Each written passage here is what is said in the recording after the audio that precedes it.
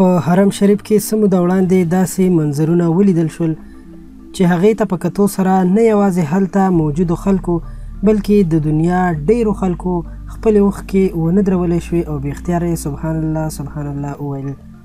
یو کم عمر ماشوم د کعبې د طواف په نیت باندې په حرم شریف کې داخل شو چې خلکو بیا ډیر حیرانونکی منظر ولیدو چې امام کعبه مخکې راغی او دغه ماشوم استقبال یې وکړو، د هغه تندی ښکل کړو او په طواف کعبه کې د هغه مدد وکړو او یوازې دا نه بلکې کله چې دغه ماشوم د کعبې طواف کولو نو هغه ته هغه شاهي یعنی د بادشاهانو پروتوکول او حفاظت ورکړو کوم چې د دنیا بادشاهانو ته ورکول کیږي.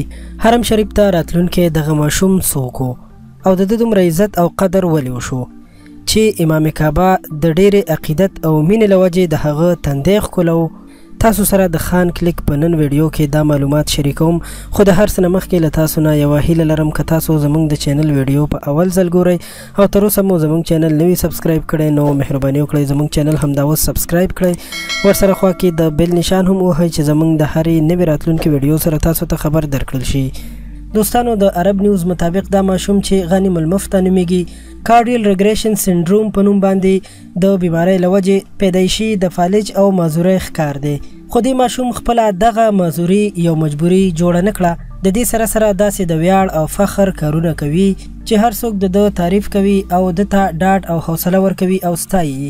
دې ماشوم خپل ذاتي سپورټس کلب د آیسکریم دکان او نورې کاروباري ادارې قایمې کړي دي او جوړې کړي دي او دا دې سره سره د خیراتي ادارې هم چلوي.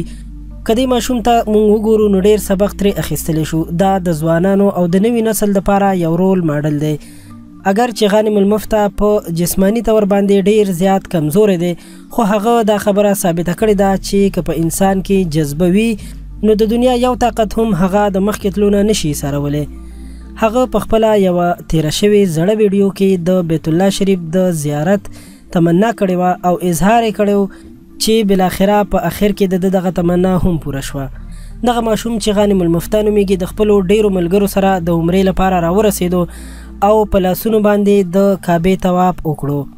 دا موقع د ده دپاره ډیره خوندوره او بختوره وه ځکه چې د سره د مسجد الحرام امام شیخ مهر المیکلی هم شامل و. غانم المفتح د عمرې کولو نه علاوه د مسجد حرام امام سره هم خصوصي ملاقات وکړو. ویل کېږي چې دا ماشوم د قطر ملک سره تعلق لري. غنیم المفتح چې کله طواف کولو نو په هغه وخت کې د ویلچیر نه انکار وکړو او ویلي چې زه به په خپلو لاسونو او په خپل معذور وجود باندې مکمل طواف کوم او دغه ثابته هم کړه. یوازې دا نه بلکې د سعودي مفتی اعظم هم له ده نه ډېر متاثره شو او د سعودي دولت چې ده ته شاهي پروتوکول او تحفظ ورکړی و د هغې ډېره ستاینه وکړه او دغه شاهي پروتوکول د امام حرم په درخواست باندې دغه ماشوم ته ورکول شوی و او په دې سره یې د عمرې ټول ارکان ادا کړل. په دې موقع باندې دوی وویل چې الله تعالی زما دعاګانې اورېدلې دي او زه د دې قابل شوم چې ما په خپل ځان باندې یعنی بغیر د ویلچیر نه او بغیر د معذورانو د کرسۍ نه د کعبة الله طواف وکړو. هغه وویل چې په ما باندې دا کرم اول د الله تعالی د طرف نه وشو او بیا وروسته د هغه خلکو چې زه یې تر مکې پورې راورسولم او په دې سعادت حاصلولو کې زما مدد وکړو. زه د هغوی ټولو مننه کوم او هغوی ټول به په خپلو دعاګانو کې هیڅکله هیر نه کړم.